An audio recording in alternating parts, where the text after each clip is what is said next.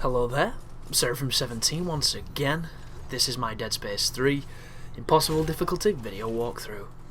This is Chapter 4, History's Embers, and we're going to be traversing back through an area that we've already seen a little bit of, and it's going to be slightly different. It's pretty much the Dead Space mantra, personified.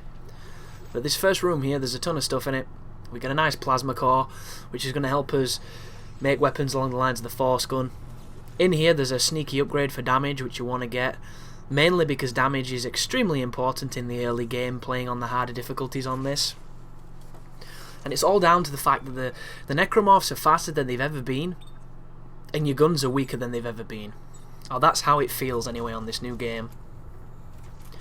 And the speed of the necromorphs just completely supersedes the damage that you can put out in the early stages of this game, and it can be pretty frustrating. What I'm going to be doing with the benches is, because I access them quite a lot, I'm going to trim out some of the larger sessions and keep in some of the shorter ones. I will keep you up to date with the weapons that I'm using currently, and you'll see what I'm using yourself. The direction I generally go in is, especially for this guide, the one that I've found is really effective at the moment. I'm going to move towards using the force gun with an underslung seeker rifle. I could have made the seeker rifle a lot earlier than I actually do, but it's one of those things where the upgrade system on this game is a little bit convoluted and the menus don't necessarily help, especially when you're a beginner. So I'm kind of learning the game, and now that I've got a greater understanding of it, I understand what can be done, what cannot be done. For instance, in my previous commentary I was mentioning using a force gun and a plasma cutter together, which obviously now I know you cannot do, because the frames are very important, and the force gun is made on a two-handed frame and the plasma cutter is made on a one-handed frame, and you can't, cross the frames, so to speak. And this does limit some of the options. I think it's perhaps for balance more than anything, but it definitely makes it so that you have to rely on the two different weapons, because you're just using one weapon on this game, unless you've really spec'd it right, it can be a bit of a task. But this room here is a little bit challenging, mainly because the tentacles will one-shot you if they hit you, and there's going to be a couple of cronies that get thrown at you, and it's just one of those situations where if you make a mistake you can easily die really quickly. So I'm going to be using as little ammo as I can to smash these things. What I didn't realise is, I believe there's some axes on the floor here from the previous fight that we had. If you remember when we were in this room on the last chapter, we were taking on the ice climber guys. They've dropped a couple of pickaxes, and you can use those to throw at the tentacles to damage them very quickly, as opposed to using all your ammunition, which you're going to see me do. But both ways do work, so it's complete and utter preference. Ammo conservation is the greatest thing you can do on this game, which is why, for instance, if you're going to use a plasma cutter like I'm doing now, you want to try and use as much kinesis as possible, just to get that double tap of the plasma cutter and then the limb to kill them. It's going to save you ammo, it's going to save you time, and it's going to deal the largest amount of damage that you can. So at this moment in time I'm looking around to see if I can pick up any supplies. I'm also trying to test the spawns to see if I can trip the enemies while I'm messing around with the machines. And I just heard him then on the headphones, but I wasn't playing with sound at this moment in time, which is why you're not going to see me throw the robots off all that often throughout the first part of the game. But I have noticed something with the scavenger bots. If you just throw them off randomly, you seem to get a lot of ration seals. You don't get very much of anything else, but you get quite a lot of ration seals. So one strategy that I would definitely recommend, if you have more than one scavenger bot, is throw one out just randomly to get the ration seals, and then keep the other one just in case you bump into a cache. And then when you get three, throw two out and keep one. And if you do this, you're going to quickly build up a pretty hefty supply of the rations, and the rations can be used to buy the downloadable content boxes. And in the elite one, which is 60 rations, you get 3 weapon pieces or equipment pieces, and you get a whole shit ton of resources for everything else. Like, you get 2,000 scrap metal and like 200 tungsten and stuff like that. It's a really, really good investment. I'm not too sure if the numbers are random. I'm not entirely sure how any of the stuff works, but it's definitely a great way of getting resources, and later on in the game, when you are swimming in resources, it's just going to help make it, you know, even more, just much more. It's really useful. But you don't get the bots for quite some time, so at this moment we're just pretty much surviving in the standard Dead Space, you know, methodology. Be careful when you touch these. As soon as you touch them, you spawn enemies. You'll hear the enemies before you see them usually, and if they're at a distance, they're going to run and jump at you. Attacks like that, where they do the running claws, even when you stasis them, they can still hit you, so you need to be extra careful with that. Because one thing oh, something's just spawned behind me, but I've not heard it. Turn around, Chris. Turn around, Chris. I can hear it. Turn around, please, dude. There we go. So luckily enough, the necromorph didn't run at me until I looked at him, so maybe they're more passive when they're not on screen. Something to bear in mind. This is me once again using the line gun. The line gun is powerful, but the fire rate on it is atrocious, and I don't have any real upgrades to improve that right now, so it's not my favourite weapon in the early stages, but the damage that it puts out cannot be denied. It can be very useful. But the checkpoints on this game, guys, are atrocious. They're really bad, and I don't get it at all. Changing from a manual save system to an auto-save system could be viewed as progressive and getting with the times, because a lot of games nowadays use these auto-save systems, but whoever was in charge of selecting where the autosaves happen, selecting where the checkpoints occur, was not very good at his job. And I don't say that to be mean or anything, it's just the checkpoints are horrific. They're completely horrific. And anybody who's been with me for quite some time will know from previous guides that I've mentioned, I don't think lazily put together sequences of checkpoints creates a challenging game. I just think it creates a tedium that allows for false challenge to appear. Because a lot of the times, the only time people die in those sequences is because of laziness, is because they try and rush it, or because the checkpoint fucked them up, they went back further than they wanted to, and they rushed forward trying to get back where they were, and they ended up getting clipped. Dark Souls is the ultimate example of this, and it's one of the very rarities where it's so ingrained into the mechanics of the game that complaining about it is pointless, or even critiquing it or mentioning it, because it's just a fabric of that game. But Dead Space, I never had problems with the checkpoints. Never. The save points were fair, the checkpoints were fairer. I'd really like to have a conversation with the developers just to see what they thought they were doing, or because I was talking to Aiden today when we were playing this game, and we've got up to chapter 18, and unfortunately we had to end the session, so I still haven't beat the game, which is really getting to me now. And it's nothing against my friend, I love him and everything, he's just got a busy schedule, but like I've never made a guide before to a game I've not beat, and it's kind of really bugging me. But we were playing, and there's certain sections coming up in this game, guys, which I honestly do not understand how it makes it in the game. I don't. And certain people must like it.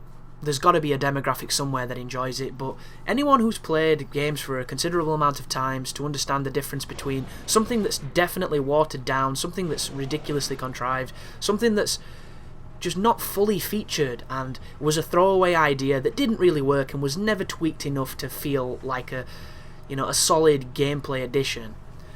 There's moments in this where that is literally what they feel like, some sections, and you ask yourself, did the developers even play this? Did they even test this, or what?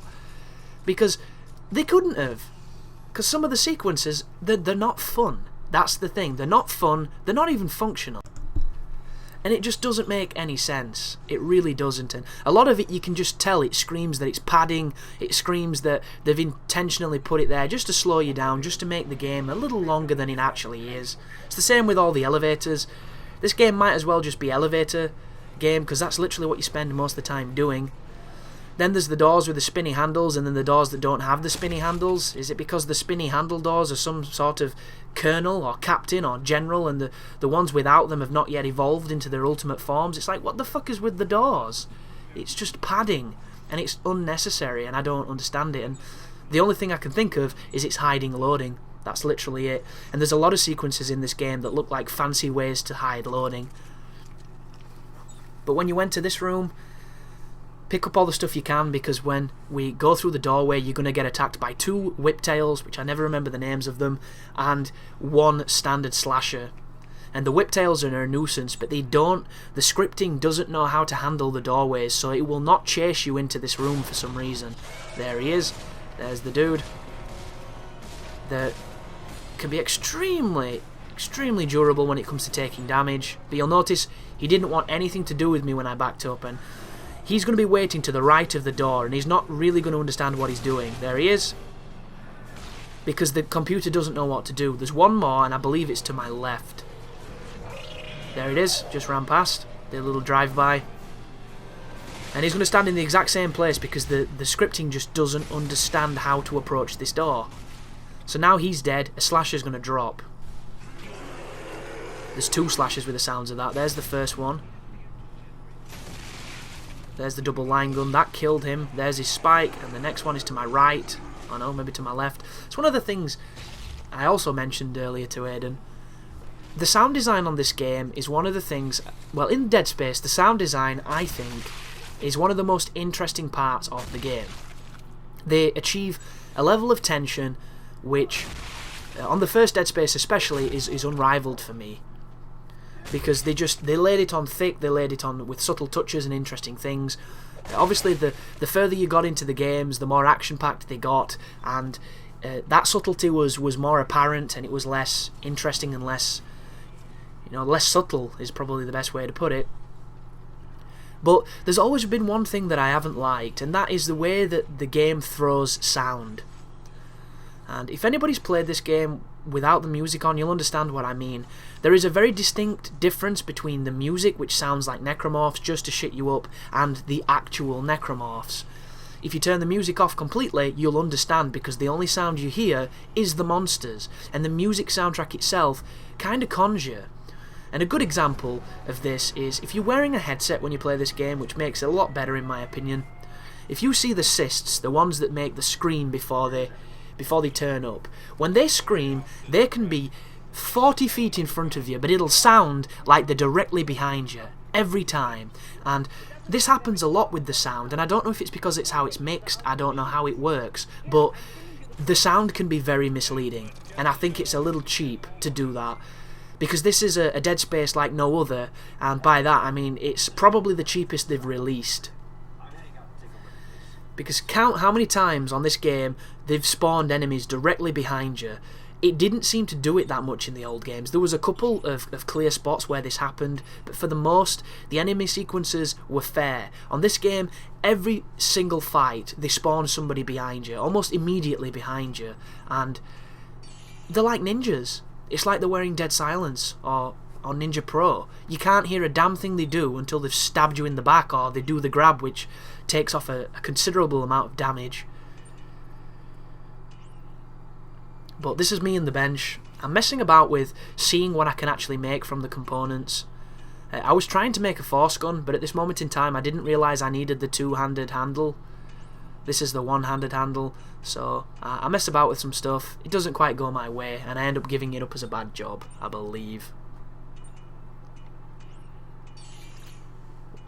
But a couple of directions with the weapons that I go in this playthrough.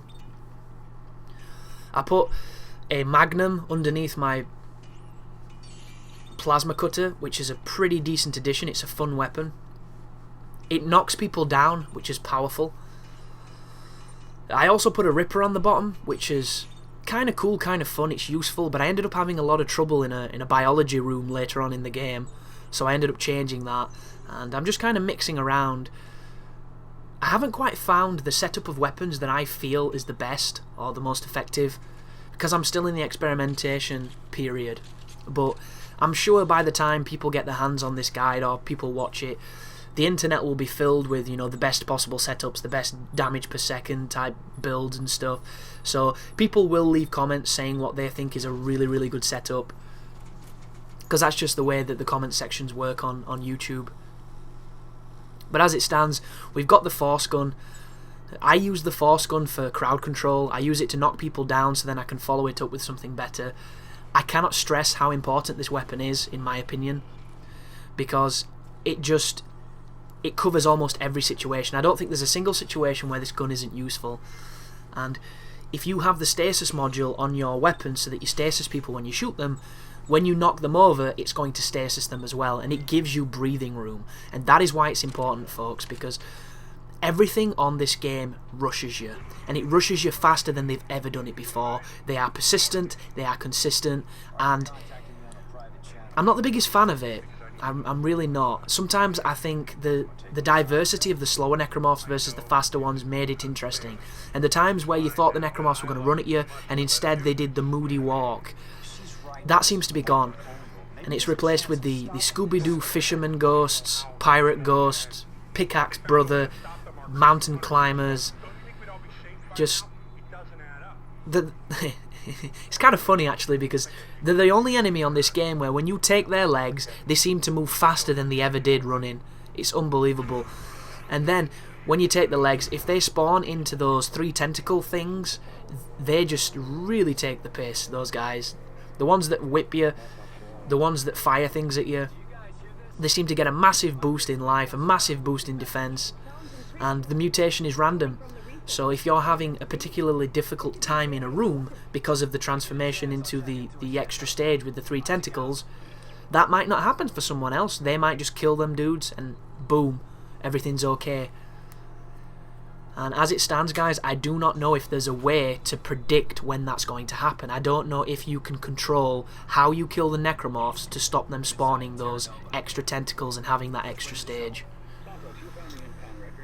Because if there is a way to do it, like the Lapliers in Resi 4, because they were the same. The only difference is in Resi 4 you could throw a flash grenade and kill them instantly. On this game, there's nothing like that. But we are coming to the end of Chapter 4, so hopefully the video is helping anybody struggling. Somebody left a comment on one of my videos the other day saying that hardcore mode is set to impossible. That is wrong, guys. The difficulties of all the special difficulties are defaulted to hard difficulty. That's just how it's always been, how it always will be. It will never be set to the hardest one, because Visceral, believe it or not, has a heart. But thanks for watching, and you take care now.